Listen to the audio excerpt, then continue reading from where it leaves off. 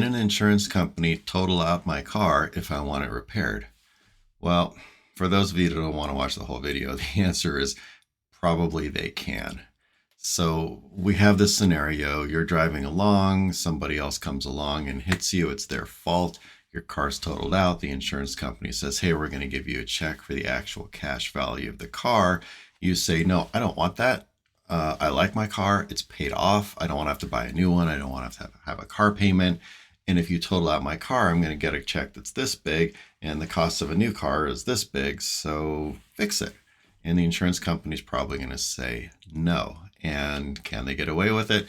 Yes, they probably can. Insurance is based on contracts, and so the way insurance contracts work varies from state to state, unfortunately. But in general, what you have is insurance companies look at a certain threshold where they'll say, okay, your car is worth this much money. And if it costs this much to repair it, yeah, we're definitely going to fix it. If it costs this much to repair it, we're going to total it out. We're not going to spend that kind of money. And some insurance companies say in their contracts, well, hey, look, if the car's damages cost more than 51% of the value, we're going to total it out. Some of them say 80% of the value, we'll total it out. Here where I am in the state of Nevada, the legislator actually has a law, and it says if it costs more than 65% of the value of the car to fix it, then it's a total loss. So what happens when it's a total loss? Usually the insurance company says, all right, this is the actual cash value of your car. We're going to cut you a check for approximately that amount. And there you go. We're done.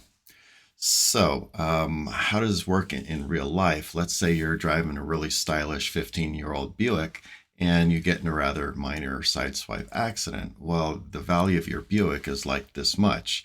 And car repairs, whether you're driving or whether you're repairing a 15-year-old Buick or a 2-year-old BMW, really are not that much different. So they're going to say, well, look, your car's worth this much. The repairs are probably this much. So it's a total loss, even though you love it. Now you're going to have to go get another car. Too bad, so sad. Well, let's turn this thing around. My friend has an almost new $200,000+ Bentley. It gets hit and the damages are a ton of money. Let's say it's $50,000. Well, what's going to happen? Well, because the Bentley's value is up here, 50,000 is a lot, but it's only barely 25% the value of the vehicle. So the Bentley would get fixed while that sexy Buick does not get fixed and gets totaled out. So what if you want to keep your car because it has some sort of sentimental value, or your neighbor's a really good mechanic and you know that your neighbor can fix it for cheap?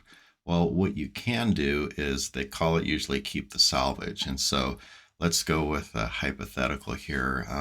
I have a beautiful 1999 Miata, and maybe it's worth $5,000. I don't know. So let's say somebody smashes it and the insurance company says it's a total loss, and they say actual cash value of it is $5,000. So they're going to say it's totaled out. Well, I like my Miata. I want to keep it, even though it's wrecked. So I will make a deal with the insurance company. And what I'll say is, look, I want to keep the car. And so what they'll do is they'll say, all right, the actual cash value of your Miata is $5,000. They'll say the salvage value, what they'd sell it to Copart or some junkyard, is, let's say it's $1,000.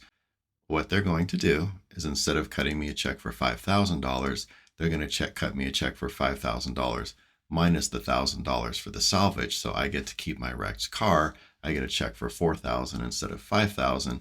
And I'm going to take my car and go get it repaired, rebuilt, whatever, and put back on the road. So that is an option in some scenarios. You can't do it all the time. In certain circumstances, like maybe a flood car or something like that, they may say, no, you're not allowed to keep it. But that is one option when your car has been totaled out, if you really love the vehicle or have a neighbor that can fix it really cheap and you want to keep it on the road.